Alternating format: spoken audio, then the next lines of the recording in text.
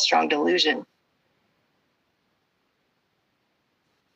So the Time Wars was Matryoshka. They would try to track somebody in time, but they might not be tracking that original person.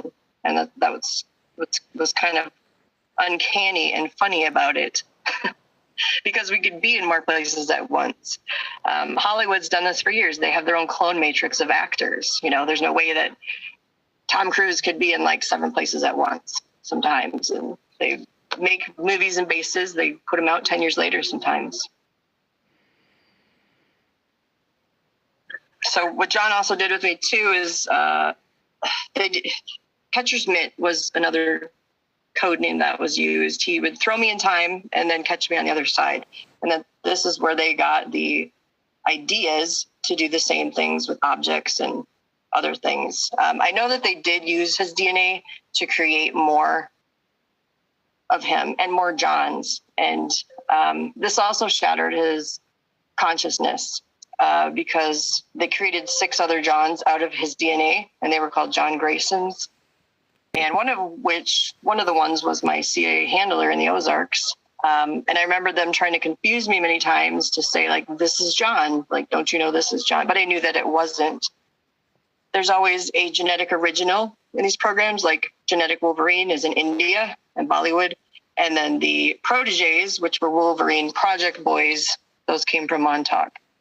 But there's always an original. So this type of fragmentation, it was just unprecedented, because his DNA was literally scattered all throughout time, and his files scatter patterns, so you couldn't conclusively find out who he was. We also had like bendable tech platforms, I remember, where we could streamline data drops to a certain time point in the future, to a reference point. And that was like a trajectory that we used, because I always took a lot of pictures too. Like I took many pictures of cast bolt that you see out there.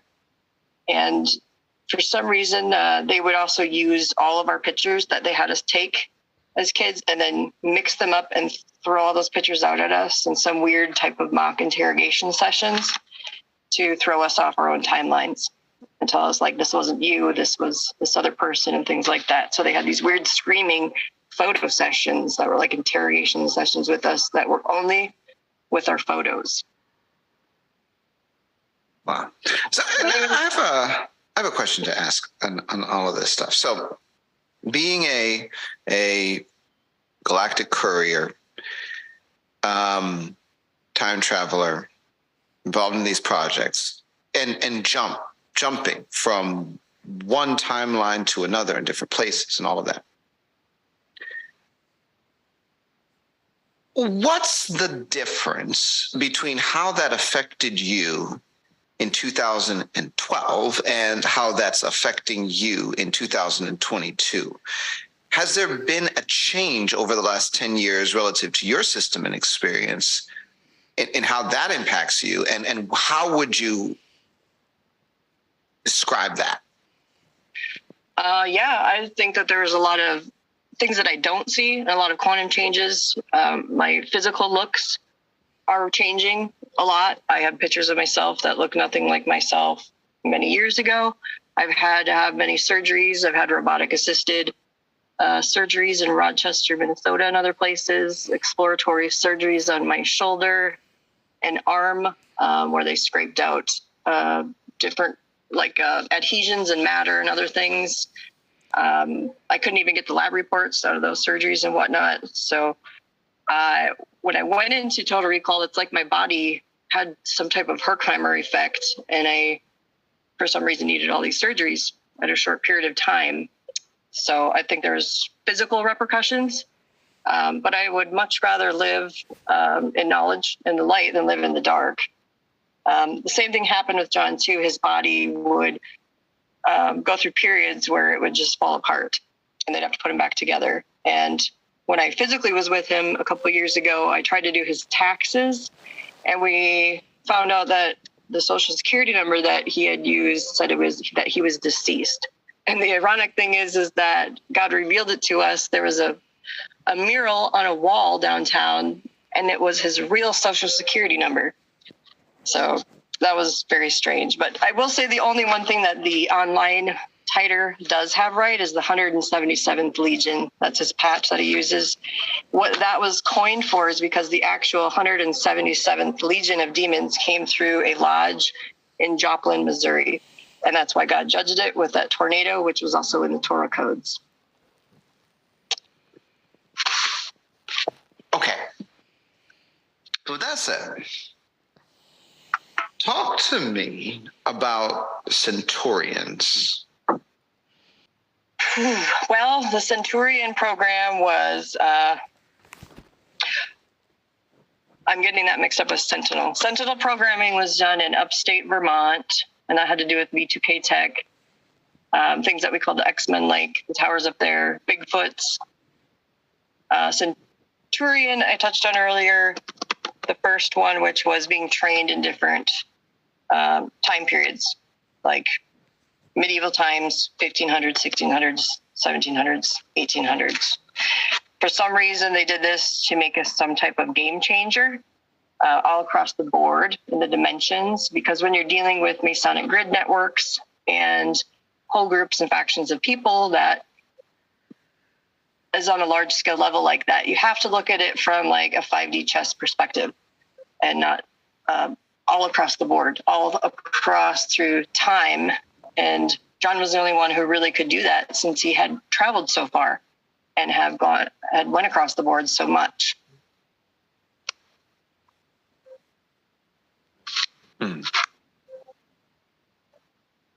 So they also did something called time splicing. I remember that word was used. Have you ever heard of that word? Time splicing. Go on. They took us to a place called Dog Patch, USA, and I think they tried to reset time there to keep it going as if it never stopped, and then sidestep you into another timeline completely, because we could never get out of this place, and it drove us crazy. But I realized they can't do that without your willpower or consent on some level, because time's also a spirit and has to answer to the Most High and all his times and seasons. So when you meet the face of time, that's another story. This is one of God's legal loopholes against the accuser too. So this place called Dog Patch, it had Aquino caves in there. Rituals were being done. You'd have to go underneath waterfalls and get into these cave system complexes. And the CIA was there. There were Masons running a bar there, and there was a circular theater there that was used for programming.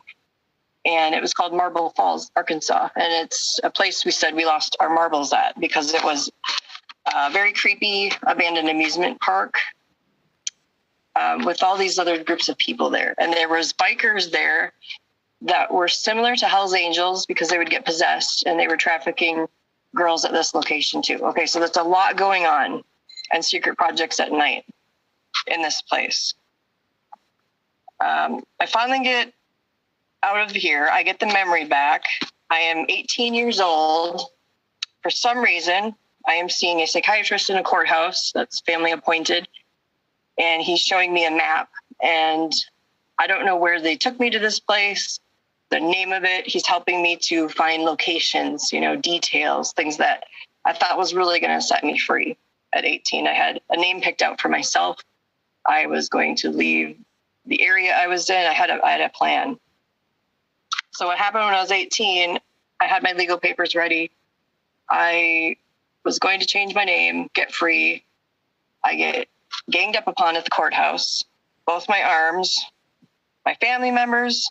I end up at my house that night, and there was limos in the front of the house. Two guys were on the side of me in the back of the limo, and they did something to my brain that's called Heinz 57. And in this type of mind wiping technology that they used, it makes your brain feel like it's bleeding on the inside. So for my 18th birthday, my present was to become brain wiped and become a ward of the state, and to get set back many years of my life and try to figure it all out again and retrace my steps all over again. Wow. So before, and well, after this time too, This is kind of funny, Dan. I don't remember any doctor's visits whatsoever. My dentist programmed me. He was a Knights Templar. He would drug me and other things, but I don't remember any doctor visits. The only thing I remember doctor related was my mom had a huge suitcase she brought home one day full of tapes. Remember those old tapes with the marker you'd write on them from some doctor? And these tapes, Dan, it was the most obnoxious sounding flock of seagulls with ocean waves you could possibly imagine. And my mom would play these tapes full blast all day long, as loud as you could think, and then come upstairs and say, "Oh, don't you feel better now?" And these were mind-washing tapes from some doctor. And then I prayed to God, and I said, "God, please help me understand why these tapes are playing." Like, it would just trigger me hearing these tapes. So then I finally heard a doctor's voice in the subconscious level when I played one of these tapes and got rid of those tapes. So they used a lot of just old school and weird techniques on me, I would say, in different periods of time. And that was one of them. Wow. Wow. That one.